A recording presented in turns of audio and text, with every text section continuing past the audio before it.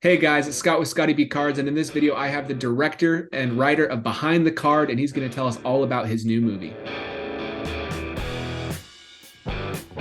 Chris, welcome to my channel. Thank you so much for hopping on. I think everybody's going to love hearing your perspective about the new movie that you are about to release. Yeah, thanks for having me here. I'm looking forward to this interview today. Yeah, of course. So for those of you that don't know, Chris is directing a movie. And Chris, can you tell us just like a quick synopsis of what this movie is going to be about? Yeah, definitely. And quick shout out to Scotty B Cards, one of my favorite platforms online. So I really appreciate you having me here. So yeah, I'm Chris Fitzgerald, director and writer behind the card. We are a feature film documentary for the rise of the sports card market. So essentially, if you look at it, the sports cards have become a secondary asset in the world, just like NFTs, crypto, painting, stuff like that, physical goods like sneakers. So during the rise from 2016 to 2021, there was a lot that went on, right? And as a new collector coming into the industry, you can really lose your way if you don't really have something that you can view and learn the right knowledge from, right? So Behind the Card is really focused on bringing in new collectors that are not collecting today and really giving them a linear path to understand what the card community looks like, so that hopefully they start to do the right investments right away and they really find their way into collecting, not just today, but lifelong. Awesome. So the goal of this movie, and it's more of a documentary style movie from the last few years, is really to help new audiences get into sports cards. So my question for you, is there a place for current collectors and current investors in this movie as well? Yeah, it's a great question because I always say it's for the people that are not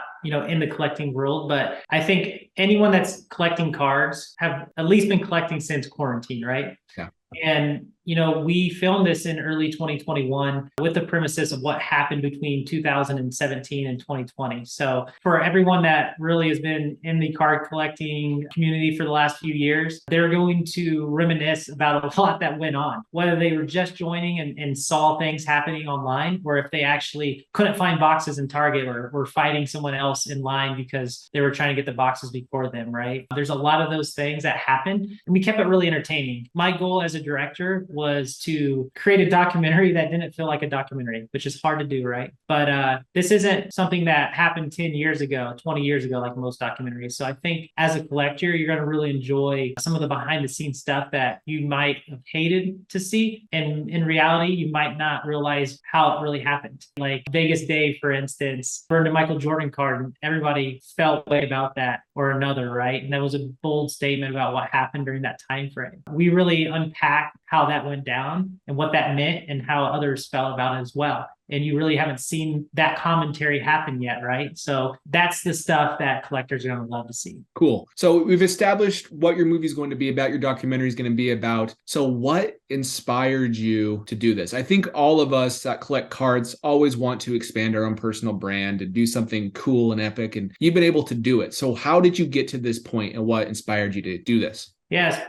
pretty wild ride here, actually, because I've never filmed anything in the past. I really wasn't someone that did content. And I'm an avid collector myself. I'm shipping anywhere between 20 and 50 packages of cards on a daily basis because I do a lot of collecting. I break a lot of boxes. So knowing that about me, you could understand what I've done in the space. And during quarantine, I moved from Los Angeles to Las Vegas. And me and my wife, Paula, which is who created this film with me, we went to Target and I was like, oh, I should break a box of cards. Haven't done that in a long time, right? Well, it happened to be 2019-20 Prism basketball. So I hit a Zion and I went on eBay and I looked and see how much the card was. And I was like, wow, I just hit this amount of card at that time, pretty substantial, right? For a $24 box of cards. So I went back again to Target and there was like no cards except for Topps Heritage. And as a collector, that's not really a brand that you want to do. So I went back a third time, no cards. I was like, is this because of COVID? The distributor just couldn't ship out, or what's going on? I went online and I started to see this whole new world that was booming, and I told the wife about it. And then a week later, I'm shipping 20 cards out a day because I'm breaking a lot of boxes. And she's like, this is like a movie. Like, what's going on here? Like, this is some crazy stuff. And we sat down, started talking through it, did 6 months of research, and started creating this film in early 2021. That's a good wife right there. One, to let you open so many sports cards, and then two, to make a movie with you. That's pretty awesome. So I know that your story you just shared sounds really good, but I think you must be lying because there's no way you found Prism basketball on Target shelves back right. So got really lucky.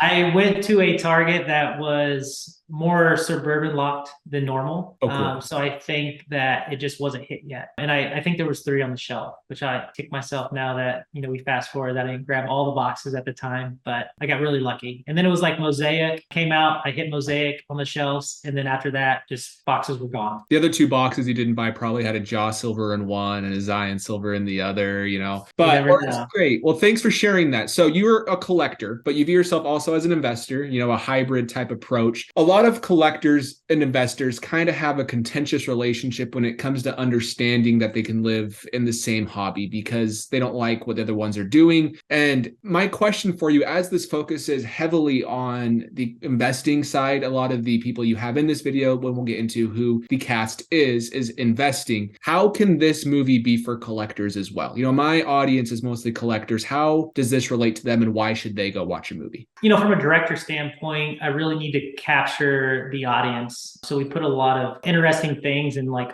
aha moments just to bring them in. But from a collector standpoint, it's more about reminiscing. We have individuals like Joe Davis, got baseball cards out of Atlanta. He owns a card shop. He's very homey. He's been around a long time. He saw the boom in the 90s and, he made it through that. So really seeing behind the scenes of those kinds of interviews, I think you're going to, as a collector, pull into this movie more. And then on the investor side, even individuals like the famous DJ Steve Aoki, they think that he's just an investor and he buys high dollar cards. No, he actually owns a card shop. He does online breaks. He actually, has MetaZoo, a TCG box company. He's done things with Topps to design boxes. So really diving into what do these big time investors do outside of just buying big cards so that when you view them, you actually, I think, will view them more as a collector and part of the community than just, hey, how am I going to flip this card? Like Rob Go, when you bought a card for $5 million, how was going to flip it for 10 eventually, right? Like that's not the premise of the movie. And I think collectors will really enjoy that.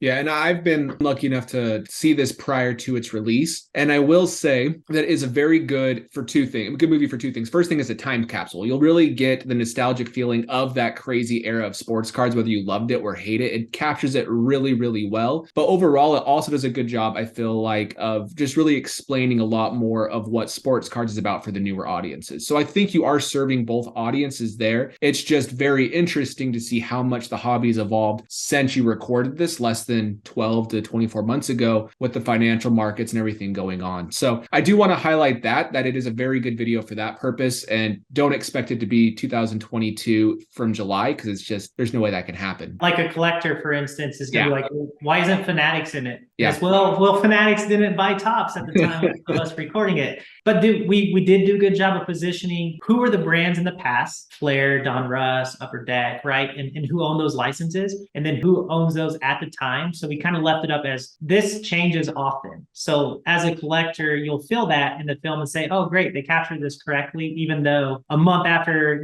things went down, Fanatics bought Topps, right? So we try to do that from a director standpoint. One thing I loved about this movie was that you had some professional athletes who really came and discussed their card collecting journey in their own sports cards. But I do feel like that added a very good element to the movie. So how did you get them to sign on? Yeah, I love talking about this. So actually, shout out to Nick Gonzalez, 2020 draft pick for the Pittsburgh Pirates. What's really cool is I picked a few athletes that I really enjoyed and that did card collecting. So I'm actually an avid Bowman collector. So I ripped a lot of 2020. Nick Gonzalez was another individual that I was collecting. So personally, I pulled him in. And I also wanted to pull in someone that was more draft pick driven and showcase like, hey, Nick Gonzalez has never swung a bat in MLB, but his cards can be going for thousands of dollars, right? So it was really unique to see that a player could talk about that prior to him being in the MLB. The other one was Josh Jacobs, the running back of the Raiders. And individuals in the collection world are probably gonna be like, well, why didn't you do a quarterback? They're the highest price. Just remember, this is about the community as a whole, not just investing. So what I wanted to do is focus on a receiver or a running back because they were trending up in value at the time as well. So looking at Josh Jacobs, he's done other filming things, like he did a commercial for Kia and Visa, and he was one of the top guys with jersey sales. So in general, he was getting out in the public more than just doing sport. And he also collects cards. You'll see he talks about cards quite a bit in our film, but he actually collects his own cards. He collects them for his future kids. That's so cool, right? Yeah. Like to see an athlete collecting for their future kid because he wants to leave a legacy behind, and sports cards gives him that legacy, which is really cool. I will say, so Mike Trout recently started collecting baseball cards, and PSA has done a good job of really highlighting his journey with sports cards. And he said the same thing. One of his best advice he had for younger players was to start collecting their own cards because it's like able to really capture your entire career as it moves quickly. So good for Josh Jacobs doing that. Also, Josh Jacobs genuinely seems like a very good person, which I really enjoyed because, you know, most modern athletes might not be that way, but he seemed like a very humble, nice guy. So it made me want to root for him even more. One of the most humble guys I've met for sure in that space. So speaking of your cast, there's going to be some discussion when this movie is released on whether certain individuals should be in this movie for various scandals or just because of character clause or whatever else. And one of them is Tyler Hitt, who started HGA back in 2020. People might even wonder why HGA is in the movie, and I'll let you explain that in a moment. But he recently has stepped away from HGA, and he's had a lawsuit opened up against him for some things at his business. And then PWCC's had their own controversial